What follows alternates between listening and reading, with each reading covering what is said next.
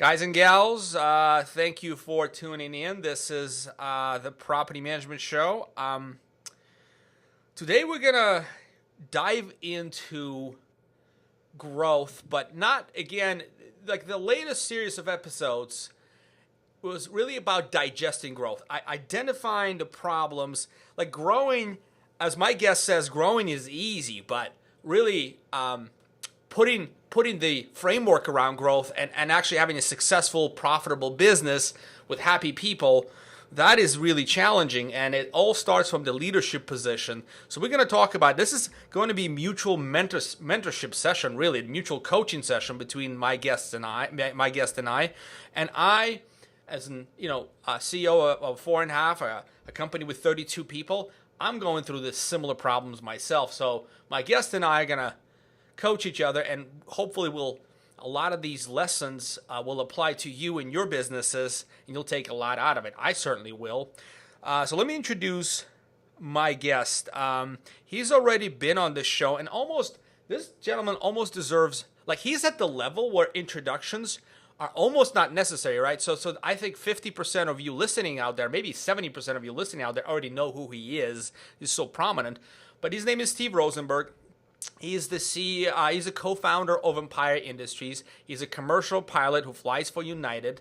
He's also an international speaker. He's done a lot of speaking tours in Australia and New Zealand lately, and here in the U.S. Very high in demand for his skills in terms of understanding how to grow and scale a business. He did a lot of coaching, and he's a personal friend. Steve, welcome to the show. Thanks, man. I appreciate it, Alex. Really good to have you, man. I'm looking to jam and learn from you. So let's set this up. In the pre-show, you and I talked about the challenge of growth and in the things like how we almost choke on growth, right? Everybody, it's as you mentioned, it's so hot. Everybody, like, you learn how to market, and all of a sudden you have the growth you want. But what if you start outgrowing your capabilities? Like, set this up for us. What are you feeling in your business? What's going on? Well, what I've learned is, growth is that's the sexy thing, right? That's the sexy girlfriend. That's the Corvette, right? Everybody wants the growth, right? And, everyone that knows me and they know my business partner, Pete, we are like polar opposites, right? I am full throttle forward. He pulls me back, which is really a good dynamic. And what I've learned as we've been doing our growth, and we've been doing a lot of growth since you've met us, and we continue to grind, is that the common theme is that everybody, careful what you ask for, right? Because if you get this growth and you start growing, if you don't have the structure ready for that growth, meaning, for example, the leaders of the company need to have the vision of where this thing is going. Someone needs to steer the ship, right? And if everyone is sitting there rowing and rowing and rowing and no one is steering, you could be making great time, but you're going in the wrong direction, right? So you could be growing, and, what I was told is you get the people you deserve. And I didn't understand what that meant, and we would hire people, shitty people. We'd lose them. We would think, oh, this person's going to be the end of our prayers. This is it. And then they would do a bad job. Can I dig in here? Can we dig in here for a second? Like, I'm so curious, man. I'm writing notes. I don't want to miss this. Remember, you and I talked about the disc profile. You did a lot of conversations. You taught me the disc profile. It was on the back of my head, but never forward. I never really used it in the hiring practices, and I adapted a lot of the things that you taught. What happened with that specifically in your company? You had that methodology, didn't you? Right, and we still use the disc. Okay, so you hire the disc. You hire for the role, not the person, right? So for the people that don't know disc is a personality profiling system. But the challenge is we may hire the right person, but we're not telling them what the vision of the company is. So we're hiring people. They think maybe they're walking into a job that is just stagnant, 9 to 5. They walk in and we are just grinding our asses off, working.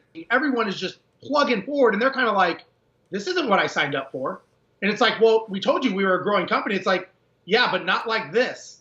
And so it comes back on us as leaders and not being the leaders and not showing what the vision is and not hiring on the vision. So what happens is we all are operators, right? We start a business as operators. And what happens is a lot of times you lose that visionary path and you become managers. And you start managing and not leading.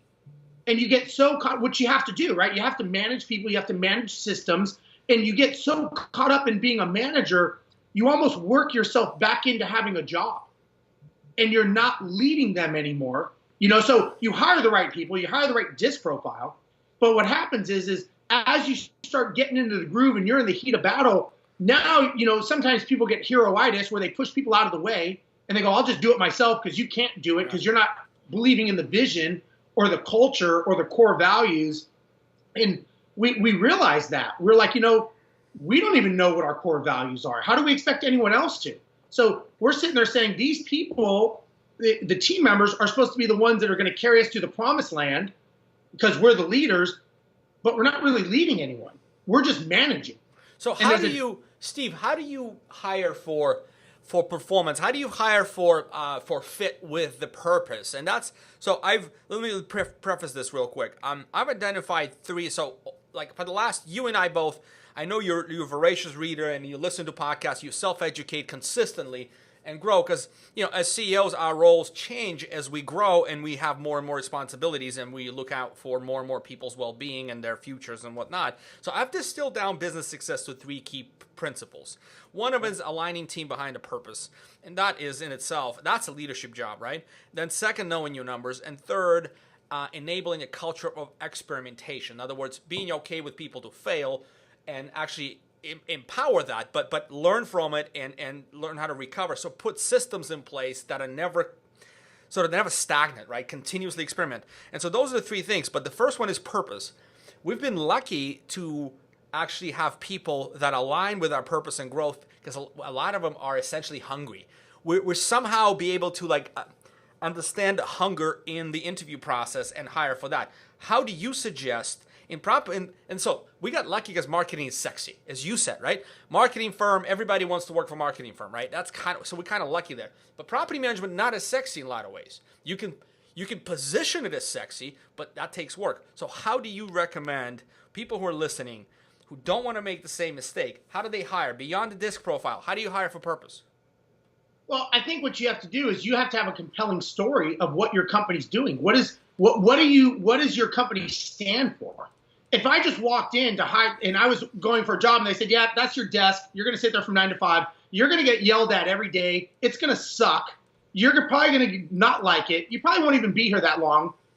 What day would you like to start? Right? You're going to go, why would I do that? Right? I can get it. And you hear people say, I could do another job and not get yelled at, make the same amount of money and not get bitched at every day. So it's a matter of setting the expectations. Look, and what I do is in the property management business, what I try to explain to people is, look, people are buying these rental properties because they have a dream for wealth, right? This is like a lifetime dream of theirs and the second biggest investment of their life. And they're trusting it with us. The reason they're even coming to us is they have a problem. And for whatever reason, they think our company is the solution. We are, for lack of a better term, a customer complaint company. I say customer resolution company. Our job is to provide solutions to their problems. People are going to call you and they're going to have a problem. We can provide the solutions. That's what we do. We have to be okay with finding solutions, and it doesn't always have to be win-win. And you know what? The customer is not always right. And you know what? You don't always have to apologize. One of the first things I tell our team, especially the ones that are on the front line answering the phones, let's just say, for example, because we all know that as property managers, somebody calls up and they're bitching about a vendor that didn't show up. Well, should I apologize for that vendor? No. I tell them, you don't apologize. It's not our fault. You know what? You acknowledge that they're pissed. You know what? I understand you're upset. Look, I would be upset too if I had to take the day off work and I had to wait. Here's what I'm going to do. Let me see if I can fix this situation for you. Now you're helping them. Now you're on the same side of the table. Because if not, if you're on the other side of the table constantly getting hit with incompetent people, you're constantly on the apology tour. And after a while, you're going to go, why do I want to do this? All I do is say sorry for shit that I didn't do wrong every day. It's not my fault that the vendor, So you have to look at it differently. And I tell them, look, with that being said, they have to be empowered that if you have a bad vendor, there has to be a repercussion for that to set the example straight. So we, again, like you said, we let them, the vision is to be the best customer service company in the greater South Dakota area, wherever you work. So you give them that ability and the anonymity to make decisions. And so what I explain to the property managers, or we have a tier 1 team that not property managers that answer the calls, is we explain to them, look, me and you, Mr. Vendor, have a problem. We need to fix this problem before it gets to tier 2. How do we solve this problem at our level so that it doesn't get up to upper management? And you give them the power to solve the solution. If the vendor says, you know what, suck it, I'm not fixing it, I'm not going there. Okay, well, you know what, I get that. I'm going to have to kick this up to a higher level because I can't have an argument with you. I'm just trying to fix this for the tenant. And what I have learned is if you can get on the owner's or tenant's side, or anyone who has a problem, and you can, you don't have to apologize, but you empathize with them and you say, look, I get it, I understand. Once you understand and you're on the same side, I hate when people don't show up for me too. That takes the steam. And I know I'm not trying to turn this into a negotiating session, but basically it's a customer service. And what happens is the employee feels like they're actually helping someone and they're not just taking a beating every day. So when you explain that to them and you give them the tools to succeed, they feel like they're making a difference because we have we know where Disneyland is, right? Disneyland is here. This is where we're going. This is the strategy, right? This is our core value. These are our cultures. And our vision is to get here, and we have our mission statement. The challenge is most companies, they don't know what their core values is, not even the CEOs or the owners. And like you and I were talking earlier, I think one of the biggest challenges, nobody holds the CEO or owner of the company accountable. So when I help people or mentor them or talk to them, whatever I do, I tell them, I say, well, who's the owner of the company? I am. Well, who's the CEO? I am. Who do you report to? Who are you accountable for every day to turn in your KPIs, to your to-do list of what you accomplished today? Just because you're the owner doesn't mean you can't be fired. And we talked about this earlier, that your company can outgrow you if you're growing on a fast pace. And that's the challenge a lot of people have. And we've had that too. Pete and I, we struggle with that of how do we keep up with this company? We're growing, revenue's growing. The numbers in the bank account get bigger. The number of doors get bigger.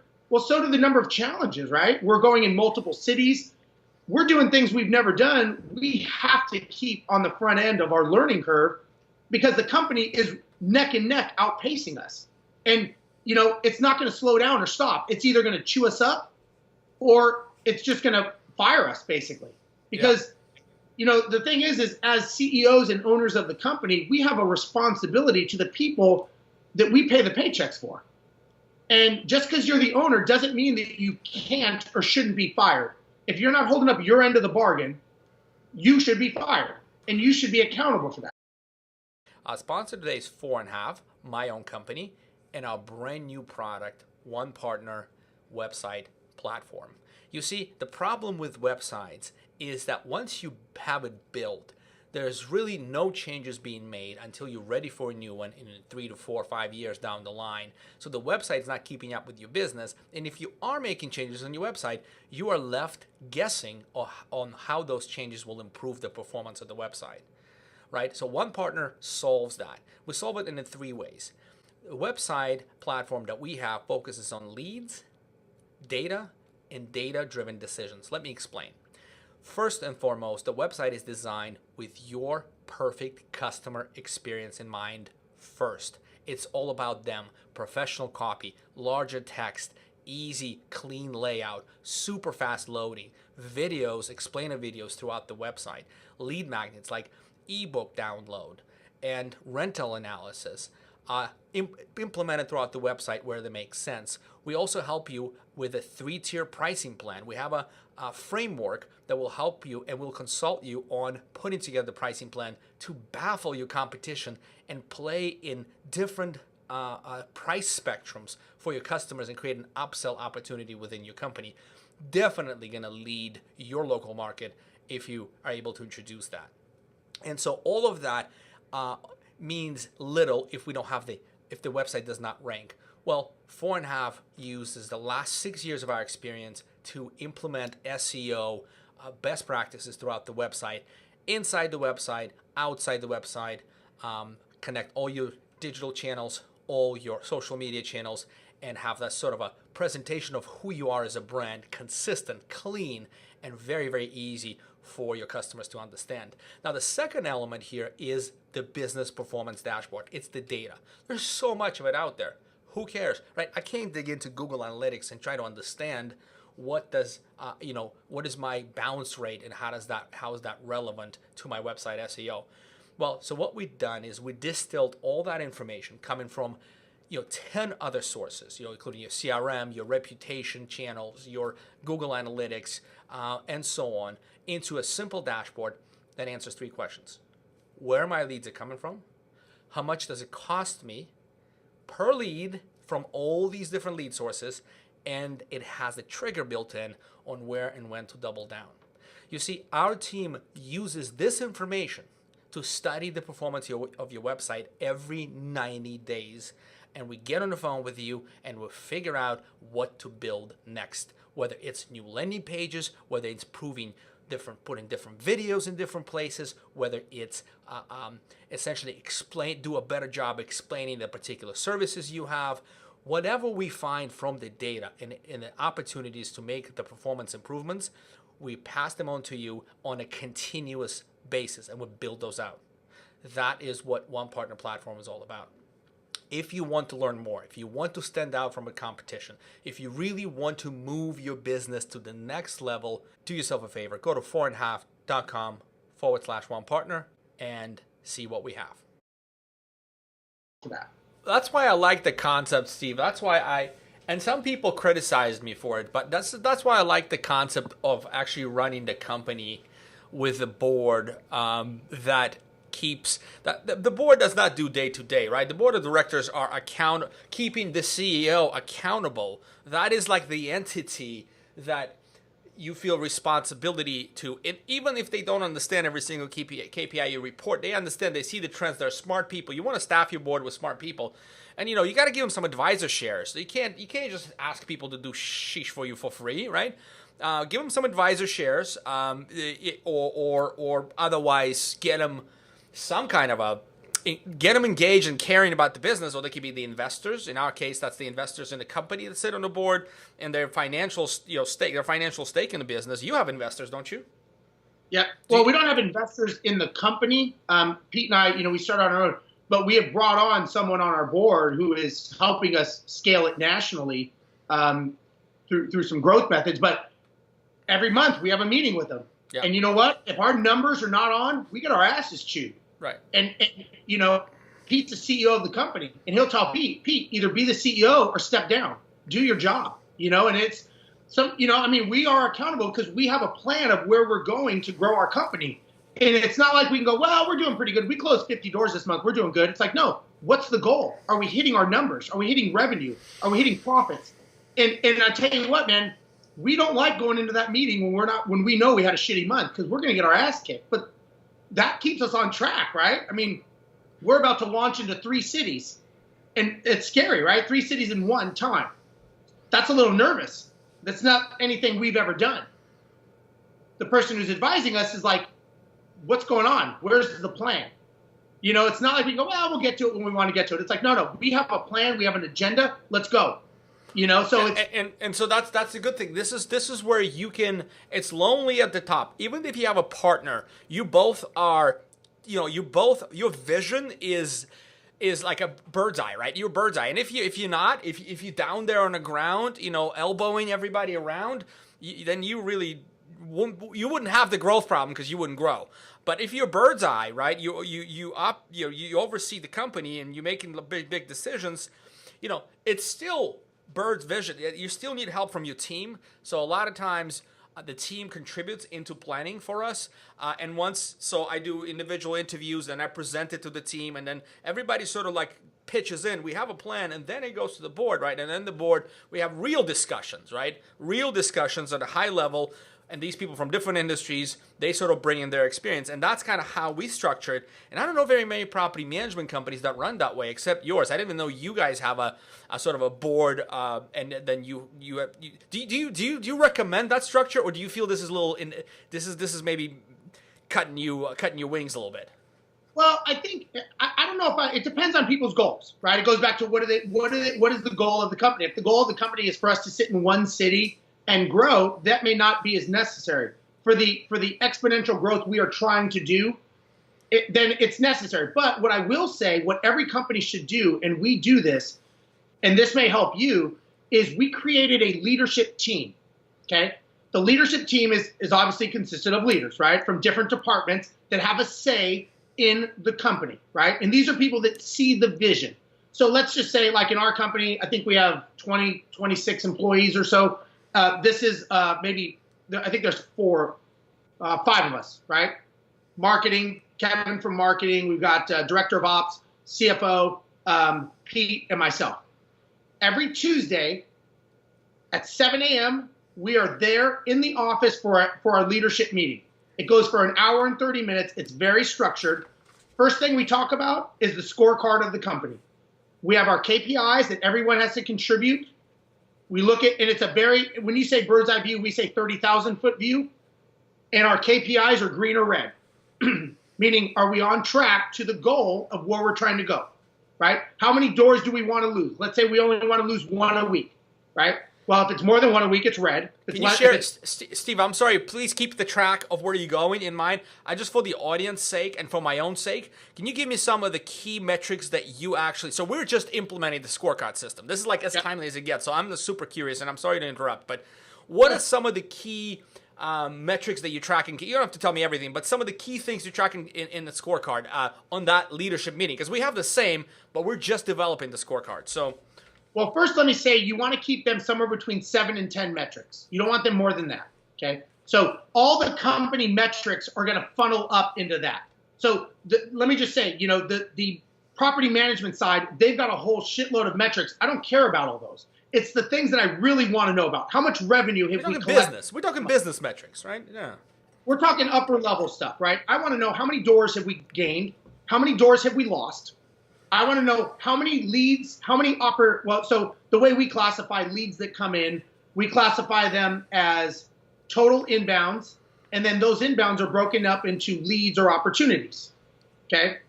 So we want to know how many leads came in, how many opportunities, and we have a certain conversion rate that we want them to be, meaning are they good leads or bad leads? What are they?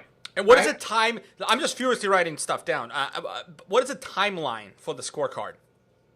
Every week. So weekly, you measure the conversion rates, you track all these things weekly. Okay, got it. Everything's weekly. How many we call it tier 3, which is upper level. How many tier 3 complaints are we getting from clients or vendors or owners? What is the account balance in the bank? Do we have any money borrowed on a credit line? Trying to think of what else. Can you dig into the tier 3 complaints? I'm actually fascinated with your tier system. Can you help? Break that out for me.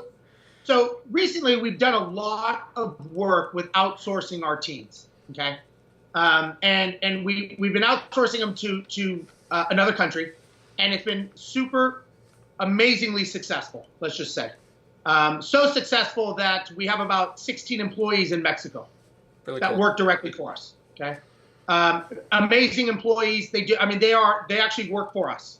Okay, Brad Larson is actually the one who got us onto that and identified that with us. And it's been we took it and just, as always, we just exploded with it, right? And so they are the tier 1, meaning 80% of your calls and inbounds that come in are basic information, right? I can't log into my portal. I got an HOA complaint. Why do I have to pay rent? It's all the stuff that just blows your mind of stupidity in my mind, right? So we have teams down there. We have different teams down in Mexico that handle different departments of our company, and they're teams of 4 and 5 in their groups. But 80% of all the calls and problems are handled at that level. That's tier 1. Do they have some kind of a book to operate from? Do they have training? I mean, sorry, man. I just want to dig in. Like, how do they know how to answer the question correctly? Well, so for us, we do training with them. They are trained every week with the rest of the team. They are part of the team. They have manuals. They have scripts. I do script training with each division every week. We go over challenges and issues. We talk about, because after a while, you're going to see all the same challenges, right? You're going to see them. You're only going to have so many, right? So it's not the challenge, it's how you handle it. You can't change the stimulus. You can change the reaction. So we can change what the reaction is to the challenge. Whatever the challenge is, it's not what you say, it's how you say it, right? It's how you handle it. What's the biggest complaint of property management companies? Nobody calls me back. I can't get a hold of anyone.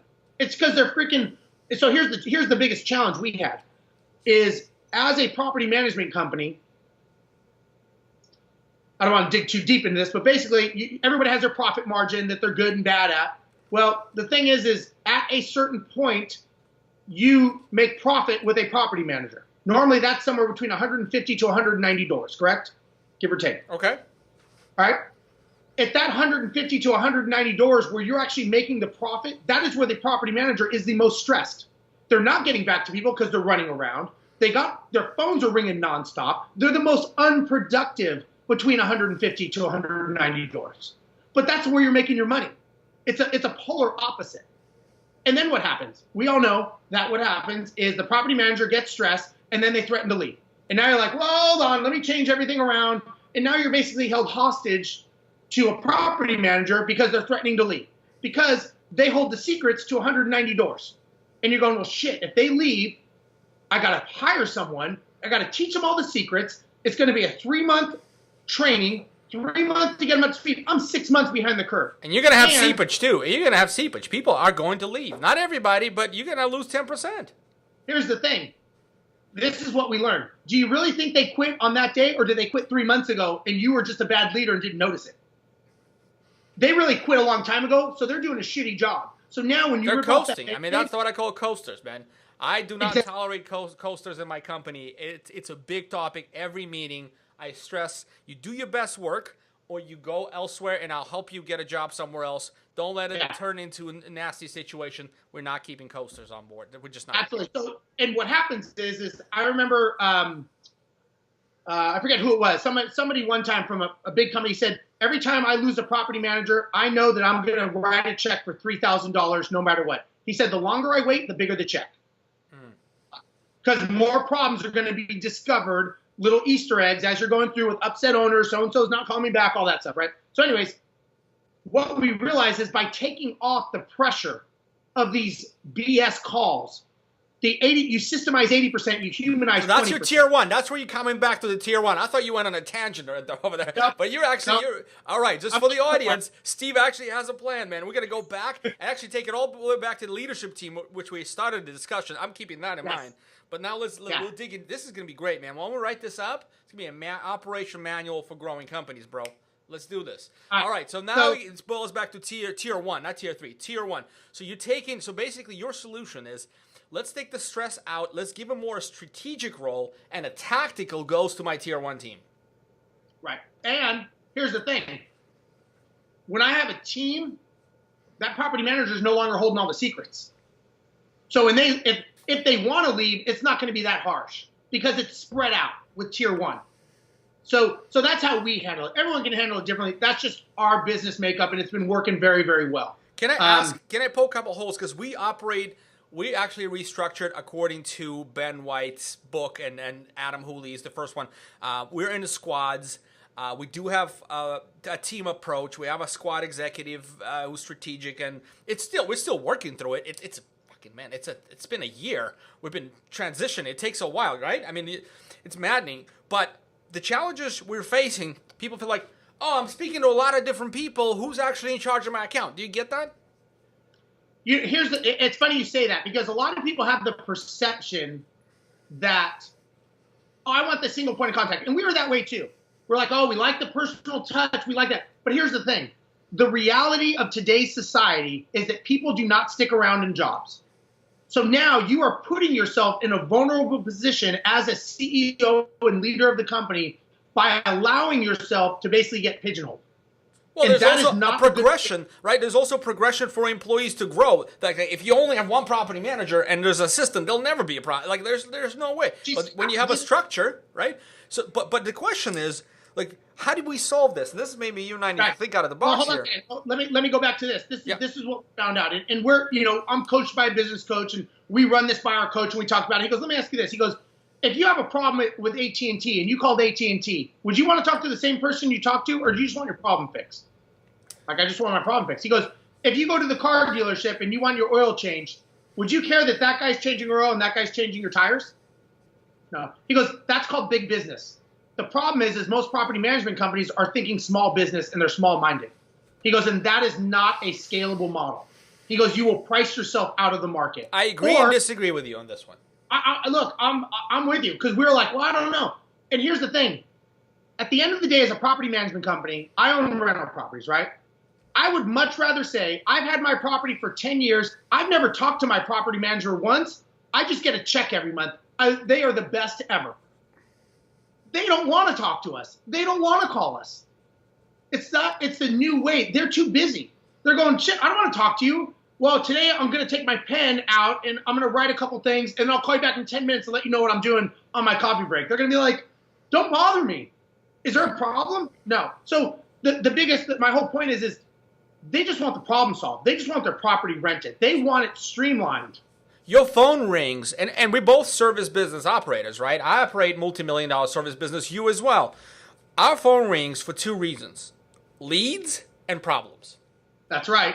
That's it, right? It. Leads and problems. If you are sales, press 1. You go 4.5. Sales, press 1. For account management, press 2. The press 2 is somebody's having a meltdown, a problem, an issue, a situation. And we're fine. We address that. But sometimes I get that the drawback of the team that I'm still trying to figure out, Steve, is I still want to give people the feeling that there's one person, and there is one person who's responsible for their success. But because we structure the business where tactical people are different than strategic people, they get to talk. Like, okay, Google AdWords is a completely different, like, we have a Google AdWords expert, and your account manager doesn't know jack. That doesn't know half as much as the Google AdWords does, right? So you got to talk to the Google AdWords guy. Then the reputation is different. Then, you know what I mean? It's all these, and for you, it's the same thing, right? For you, it's, it's the repair problem, and then accounting problem. Like, your maintenance guys can't solve the accounting issue, right? Yeah. Exactly. It's like, okay, so you're the property manager. So do you want me to get on the roof too? Do you want me to hook up your utilities? Well, no, that's not realistic. Okay, but you want it to be realistic here's the challenge. You want one person to do everything? Well, what happens when they're on the phone with someone else and they can't answer your call? But I think they want one person. I think the desire is the quarterback, right? They want the A player, the quarterback. They want the feeling that it's taken care of by a manager who's then managing. And that's challenging, man, because that's an A person, and, there's only so many of them.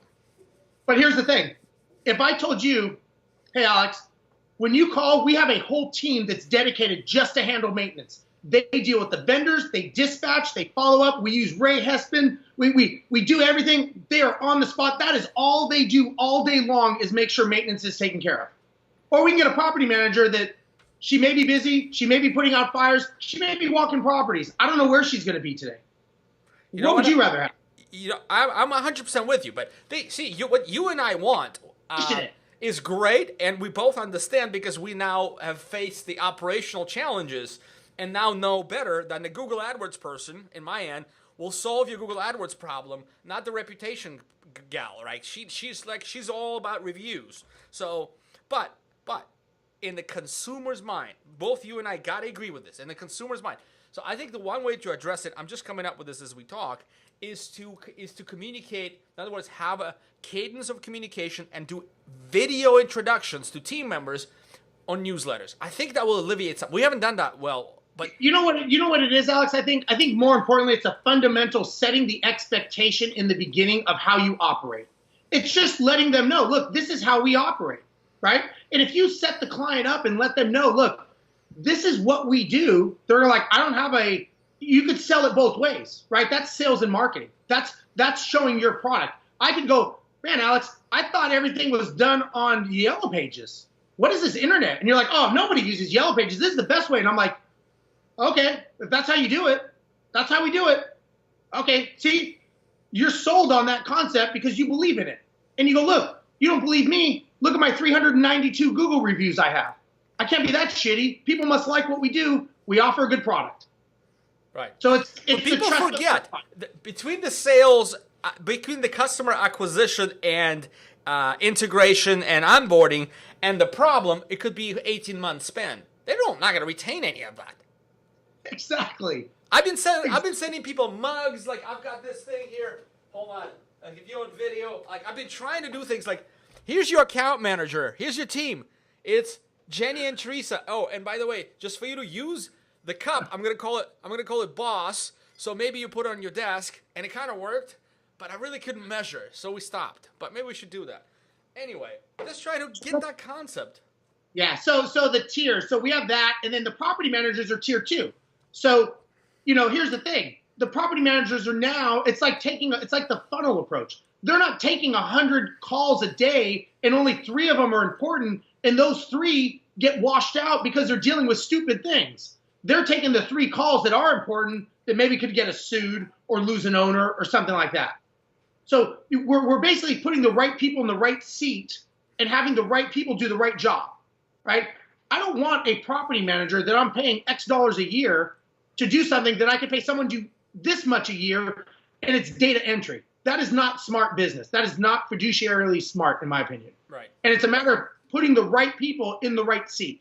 You may not have all these things, but if you're having a property manager that, let's say you're paying them, I don't know, let's just throw $50,000 a year, and you're having them do $10,000 a year work, are you doing the right thing for your company? No, you're not leveraging your team correctly.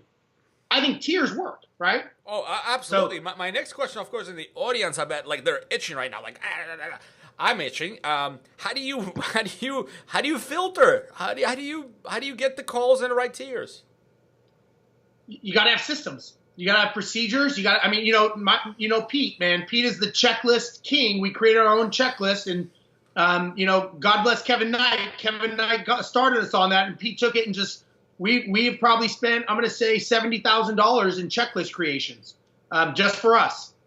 And, systems, procedures, I mean, it is down to the wire of how things are done. That's. Could you give us an example, Steve? Let's say I'm calling you, ring, ring. You answer the phone, please. Ring, ring. Hello? Is this Empire? Well, see, that's the problem. I wouldn't answer the phone. Right, but imagine you are your front line. I'm calling Empire. You imagine that, like somebody said, I can't remember somebody said, Mike Catalano says, hey, sometimes you just got to sweep the floors, as a CEO, like, it's okay, right? Vacuum the floors. So let's say you had to go, and so I'm calling, and I'm saying, okay, my problem is, hey, my rental, I hear there's a fire in the neighborhood, and I'm not sure if it's affecting my rental, but I'm not getting a call from anybody. I'm kind of, I'm unaware, so can somebody tell me what's going on with my property? Is this a phone call that you called me about? Yeah, dude.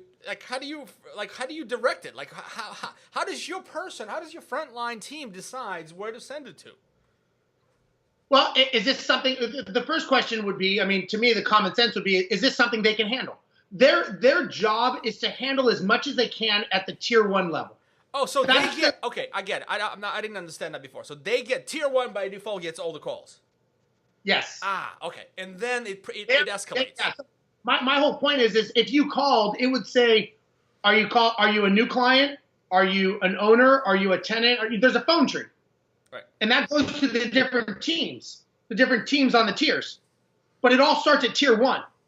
Gotcha. Okay. I just somehow, it sounds obvious now, but I missed it. I thought you have a receptionist that sends people everywhere. Now, here's the thing. Here's the difference between a proactive company and a reactionary company. They are just fucking steaming because they don't want to pay a $25 HOA trash can bill, right? Whatever. They are pissed off. I want to talk to my property manager. Here's the difference. Okay, let me look on their calendar. I see they're available at 3 p.m. on Wednesday. Would you like for me to schedule an appointment with your property manager. I'll put in the notes so that they can be prepared for the meeting. That's great. Now the property manager has it on their calendar, as opposed to going, tag, you're it, and they're like, holy shit, this person. Now that person gets time to calm down. The property manager can do some research so that when they have the meeting, it's not, let me find out, let me get back to you, let me this, you're going back and forth. Now you're being proactive. You're setting up, saying, look, we are a company. We will set an appointment. We have the information. We'll talk about it then, and it'll be on the calendar. That's pretty brilliant, man. I really like the way, and by Wednesday, this $25 trash can fee may not be an issue because you're having a bad freaking day. And you're pissed off. You're emotional. And your wife already paid it anyway, right? Yeah, you're not thinking right. You're not talking right. And now you're in the heat of battle. Now you kind of thought about it. You kind of calmed down a little bit. Maybe the property manager looks and says, okay, you know what? He's a good owner. Yeah. You know, let me see if I can waive it for you. You know what? I apologize. We took care of it. Blah, blah, blah, blah, blah. They're like, hey, thank you. Yep. Now what do you do? What's the next thing you do? Ask for review, brother. There you go. Who are you talking to? Yeah, you ask for review. Oh. Boom. Yeah. Like a hawk. That's right. That's right. Sweep in, man. You guys got me thinking. So, okay, so you want to go back to the scorecard. Yeah. So tier 2, I get it. So I didn't understand how the things flow. So now they flow through tier 1. They flow up to tier 2. They get on their calendars. Brilliant. Now the tier 3, I imagine, is management. So how does that work? Well, it keeps escalating up, right? So tier 3 is director of operations or someone in management. And so we, it's gotten that far. It's gotten from tier 1, tier 2 to tier 3.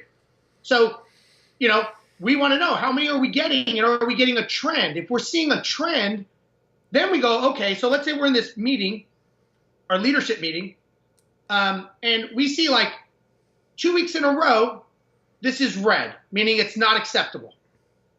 Then it goes on the issues list. You get 2 weeks in a row in red, it goes on the issues list. This is an issue. Do we need to look at this? Do we need to go further? What do we need to do with this? Right? And that's how we can start. That's how it's not like, oh, yeah, there's a problem. So we put our parameters already of what's acceptable and what's not. The things that will kill us is what we're watching. 7 to 10 things that we think will kill the company. Right? I like that. Whatever will kill the company. If you don't get revenue in, if you need so many clients inbound every month, that could kill you. That's broken down into weekly. You're going to have historical data of things that you're going to be watching. If something starts becoming a problem, then that goes on the scorecard. It can always come off. But you may say, you know what, this is on the scorecard till we fix it. Right? So it's fluid. There's fluidity there. You put in things that are high level, but they're also critical at the time. Yeah, exactly. That make sense? That makes sense. So now I think we've done a good job. Well, in fact, this is really the good timing for me to have a conversation with you. I don't know. There's third sense, man. I haven't really spoken with you in like 6 months, and then all of a sudden we text, and then hey, let's do this thing because we both having similar issues. So let's bring it all back now to the growth. You have that system. It's worked. So you have your leadership team that meets weekly and go over the scorecard. And you mentioned that the scorecard rolls up from the right? You scorecard different operational, I guess, departmental scorecards roll up to the big one. Right. So for example, our tier 1 all has KPIs. Those roll up to their team leader. So each team in our tier 1 level has a team leader. They get their KPIs. Those get kicked up to their manager. So we have an organization chart and we have a hierarchy, right? And they keep getting, and we may go, that's not important for me to know the wait time that our clients are getting. It's not important to me to know unless it becomes a problem. Right. But it's being measured. So we measure everything. We measure the front office girl. How many phone calls is she getting? How many times is that phone ringing? Okay, it's ringing a lot. Why are they ringing? What are they calling for? Is it maintenance? Is it complaints? Is it leasing? What are they calling, right? You don't know unless you track it. If it's not a problem, don't need to measure, right? But we do measure everything. So anyway, every department may kick up 3 KPIs. They probably have, like Kevin, my marketing guy, he tracks every single marketing campaign we do to the nth degree. We don't care about that. I don't care what the marketing strategy is producing the most or the least. At this meeting, we're at 30,000 feet. I just want to know how many are we getting of opportunities, how many are leads, and what's our conversion rate? How many days to close a client? That's good to know because that's the return of our money. How long does it take us? What's the average? So there's things on the sales side. How many doors, how many contracts have we signed, and how many have been turned over to operations? Meaning, are we signing them and we have to hold them? So that's all. All this information is telling us a story, right? And so that's what we're trying to do is we're trying to get a financial story. Now, part of this leadership team, what we do is we come up with a quarterly theme, okay? And when I've coached and helped property management or mentored them, whatever, I'll tell them, we need a quarterly theme. So what do you suck at the most right now? And normally it's communication, or let's say it's maintenance. Okay, that is the quarterly theme. The whole theme for the quarter is to fix it once and fix it forever. And I will preface this by saying Pete is a big proponent in this. This is more, I'm more pie in the sky, visionary. Pete is the integrator, right, of the company. As you know, Pete, he's the nuts and bolts. But so to give him credit, this is a lot of Pete. I'll paraphrase it because he doesn't look as good on camera as me. So. He's been doing pretty good lately. It's speaking at seminars and such. I've seen him. Seen the broker owner. We got cut up. We got a chance to chat for like 15 minutes. It's good times. Yeah. He's but good. So, thanks for giving him credit. Let's give credit to the people you mentioned so far. Brett Larson, let's give him a shout out. He's got a Mastermind Property Management Show. Good guy. Yep. Kevin Knight, you mentioned. Kevin Knight. Liberty Property Management doesn't have a show, but good guy. Checklists and all that stuff. Hey, it's been with Property Meld. We've been using him. Great guy. Integration. Good guy. I mean, a lot of these people, it's funny, especially Brad, we got this kind of, friendly rivalry, good guy. And we just have these conversations. And I tell you what, man, we learn more from people like Brad and Kevin and, Eric Weatherington, out in Carolina. I mean, we learn so much from these people. It really blows my mind why people do not converse and talk to each other more. It really does. The ability to learn, it's so exponential. It's just an abundance theory. But in any event, let me go back to what we're talking about. Sorry, I didn't mean to deviate, but I thought we mentioned the people. All right, let's get back to it. No. So enough about them. More about me. No, all right. So we talk about these themes, right? So for example, we had a big problem with maintenance the end of last year. It was killing us, right? We had a lot of open tickets. We had people upset. We're like, what is going on? Like, why can we not fix this problem, right? And so our business coach was like, you guys need to fix it, and you need to fix it forever. Like, don't put a Band-Aid on it. You need to find the cause and effect, and you need to fix it upstream, right? So Pete digs in, and basically what we ended up doing is we figured a way to fix it by using Tier 1, right? We created a maintenance control division. They handle everything, right? So what we found is by doing this and being so focused, the whole leadership team was focused on maintenance. What you inspect, you respect, right? So all of a sudden, everyone from maintenance, everyone in the company had a maintenance team. Everyone had to come to the meeting.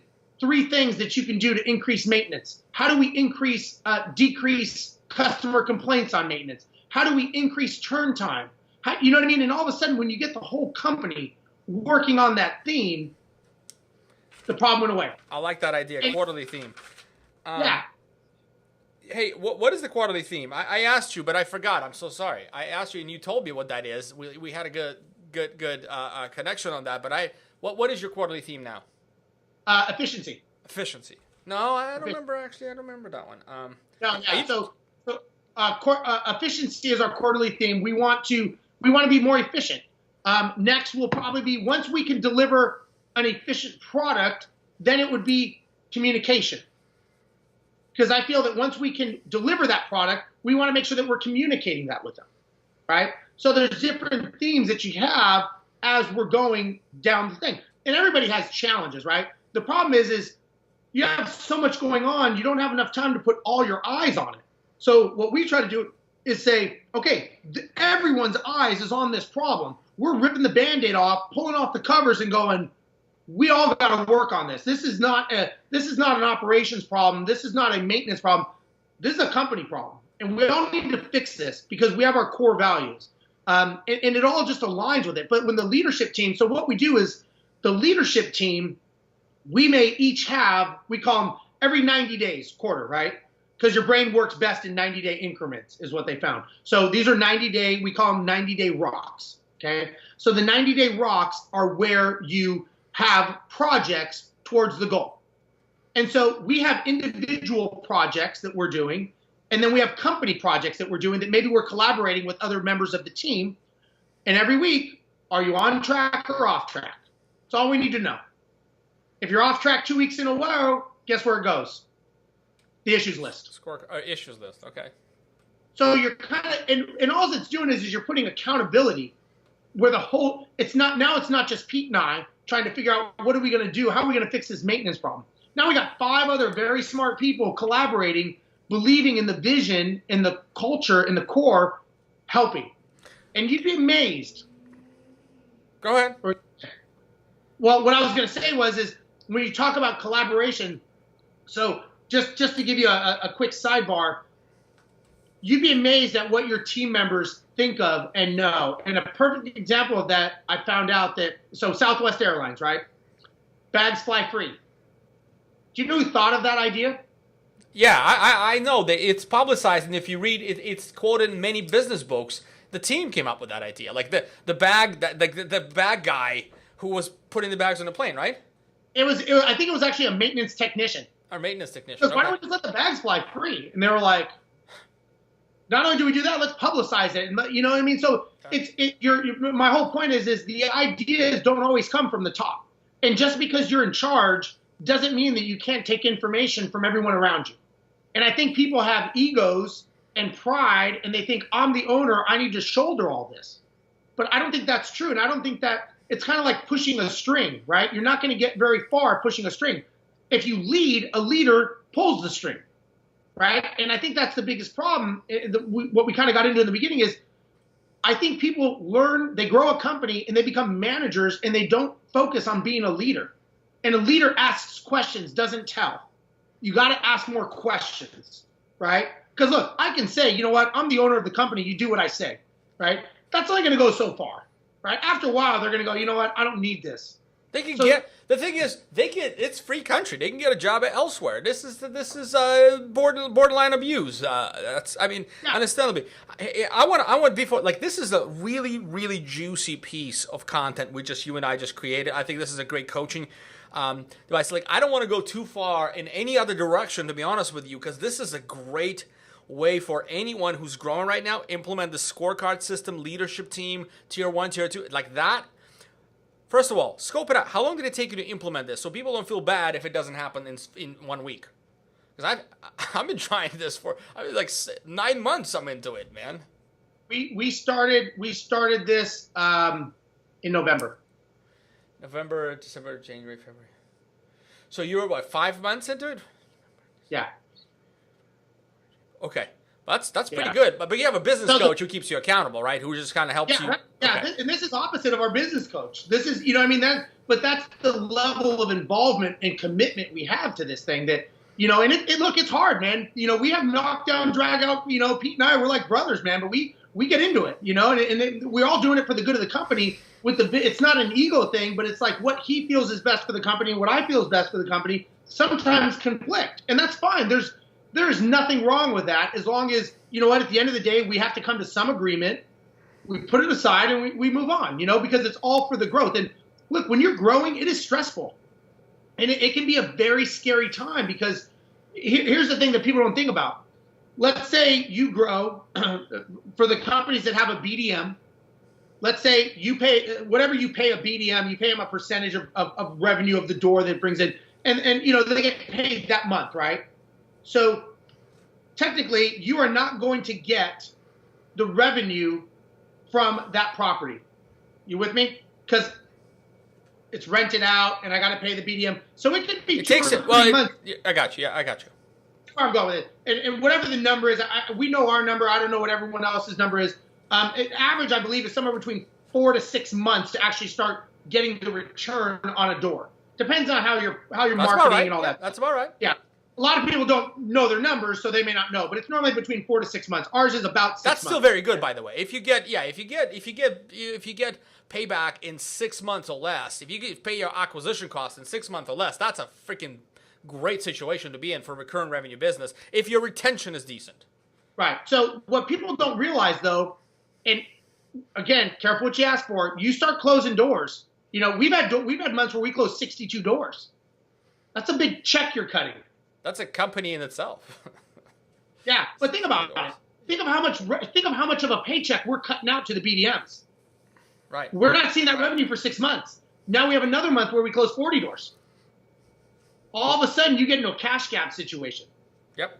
Or financially, you're going. Very familiar with that. Yep. Yeah, you know, all of a sudden you're going shit, man. We can't even pay. We're growing, but we can't even pay our bills. So again, it's a matter of having these conversations and looking at it and going, okay, is there another way? How do we do this? Is there some other? You know, the answer may be, hey, we got to take a loan out just to have the cash gap. Yep. And there's nothing wrong with doing that. But that's just, you got to make sure that's part of the plan and not reacting. If it's part of the plan and you know your numbers and you go, okay, well that's what it takes. And it's funny because you talk to other people and they're like, that have big businesses, they're like, well, yeah, that's what you do. Yeah. Well, so high growth companies, that's especially in the service business, right? It's sort of like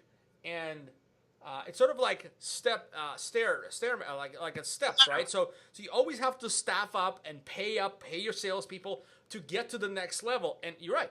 I stopped sleeping the last 2.5 years. You know, I've been sleeping like a rock, but lately, last year, when this big growth spur, man, I wake up and think on things. Like, it's like 3 a.m. in the morning, I'm thinking. Like, my mind is going. Like, it's real. Yeah, it is. It can eat you up because businesses, there's no emotions, right? It will chew you up. I mean, you know, we all do campaigns and we do things and we go, well, that sucked. That just cost me $20,000 that produced nothing or whatever it is, you know, and you're like, well, or you hired an employee and they were useless for 6 months and you find out they didn't do anything and you get upset. But the reality is it comes back on the leader. If you're not planning and you don't have that plan, is there really anyone to blame but yourself? And that's why we're not sleeping, brother. Yeah. And it's the thing is what we have learned is obviously it's always good to have someone to talk to, whether it's a business, you got to have someone that you're accountable for. Because then you sit there and go, am I freaking crazy or am I on track? And then you start talking and it's like, okay, well, I'm not crazy. Like, this is not like, this is it. First of all, is this normal? Right? Am I the one-off or am I normal? And then you start talking to other business owners and not against property management companies or anything, but you know, you talk to people that have very big businesses of all kinds. It's the same. It's the same story. And you're like, okay, well, how do you guys cope with it? The ones that are successful, they say, you know what? It's just the plan.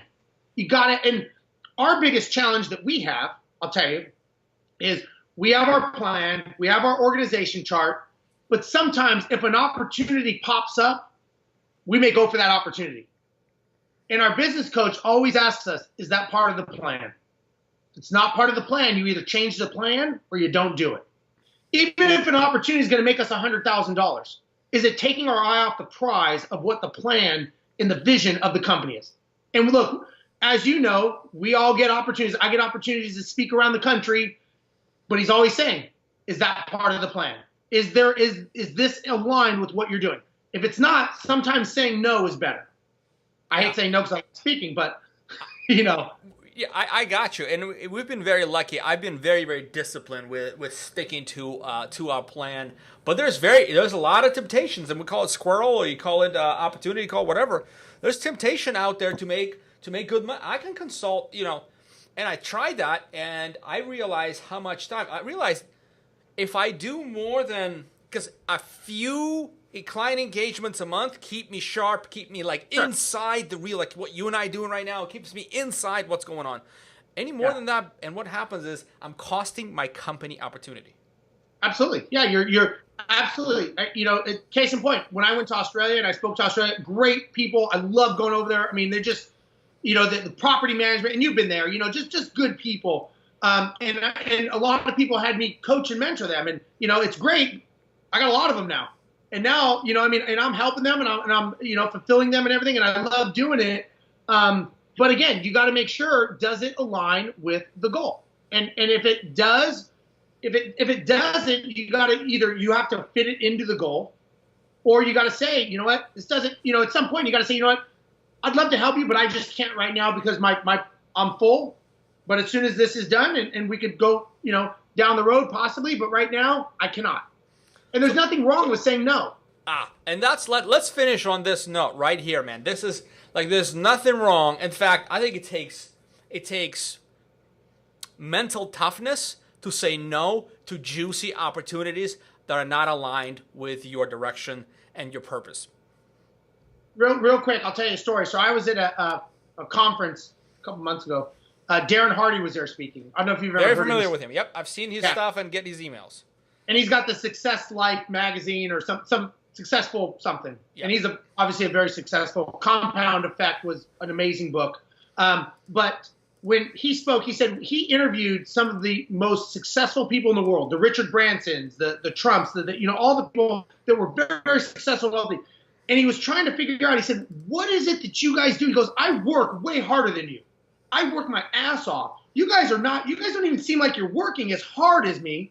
Why are you so much more successful? And he said they all had one common word.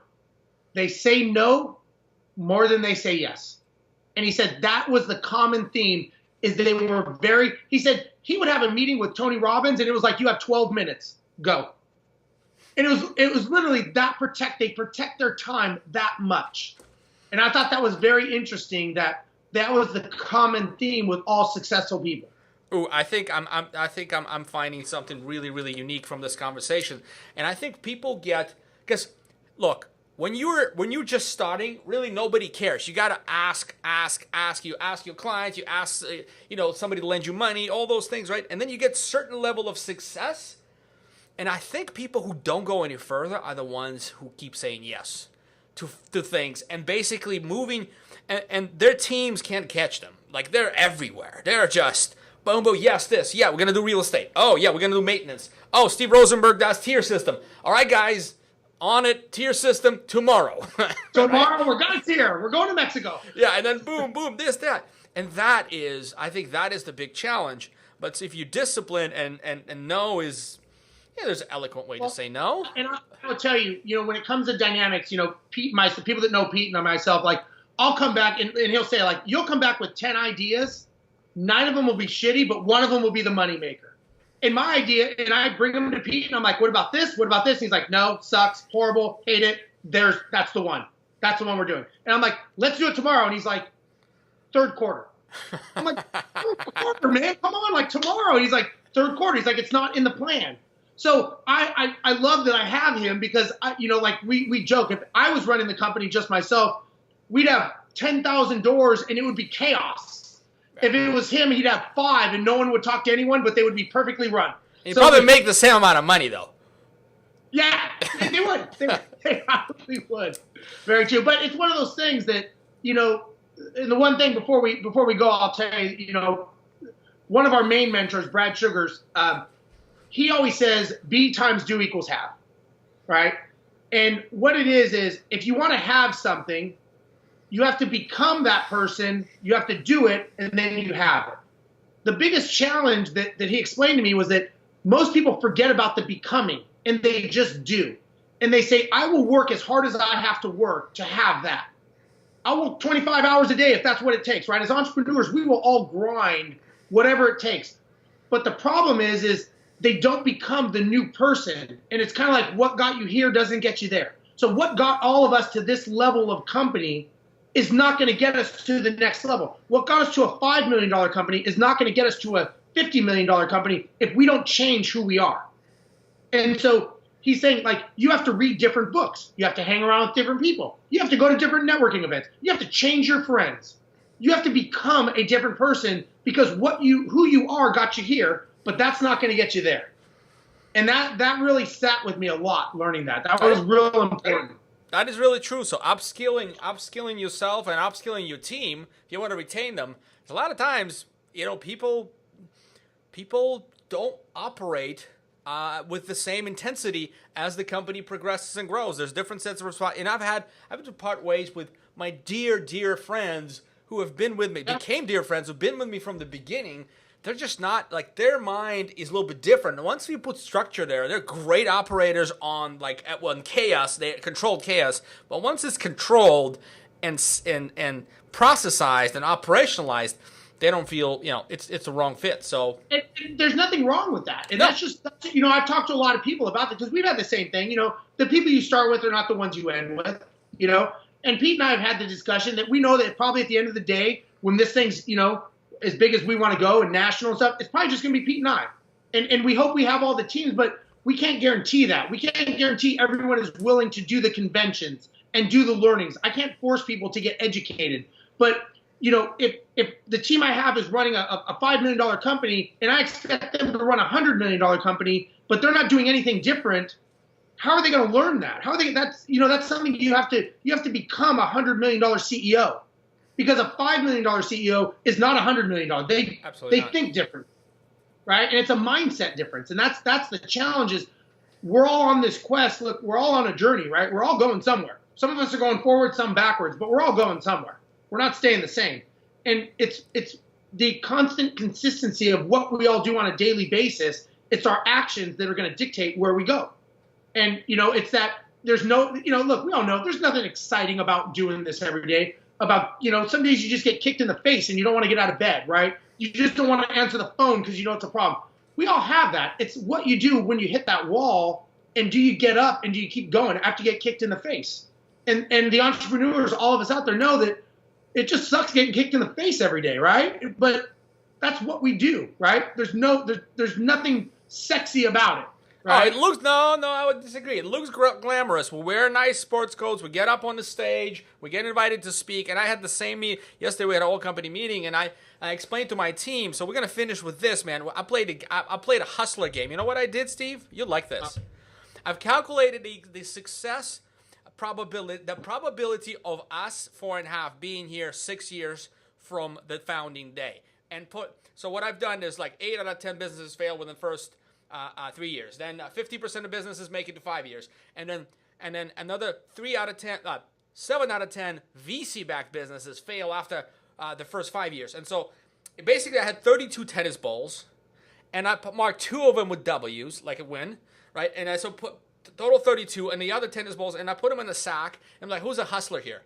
Like, let's see. Like, it looks glamorous to you, but sometimes I'm not. Like, I'm sorry, I can be brash and not always like respectful, and I apologize. I try, but my mind is like so like committed to this thing that sometimes so I apologize for being who I am. But I was like, look, let's try, see if you can be the success. And I had him pick the ball, and I went around the room, and nobody picked the W, and then Brittany did, like after maybe 8, 9 tries. So I'm like, that's what it takes. That's the probability of us even being here. Yeah.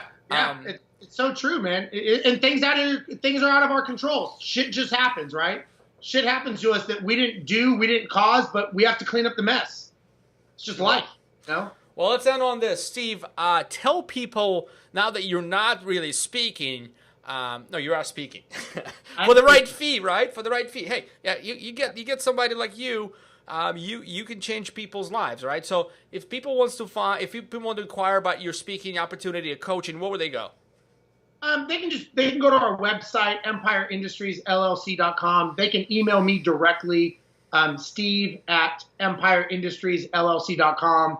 We're on probably most every social media portal. So if you want to find me, you can. They can call you and say, hey, how do I get a hold of Steve? By the way, I want one of those cups. I want one of those coffee cups before I forget. It's in the mail for you, buddy. I really appreciate your time. It's been great. I feel like every time we scratch the surface, and there's so much more. Maybe you and I need to fly somewhere along and sit on a plane for 12 hours and we'll never shut up. We could sit in a bar in San Francisco again and have cocktails all day, discuss world problems. Yeah, like last time we did a 49ers game, which they didn't win. Yeah.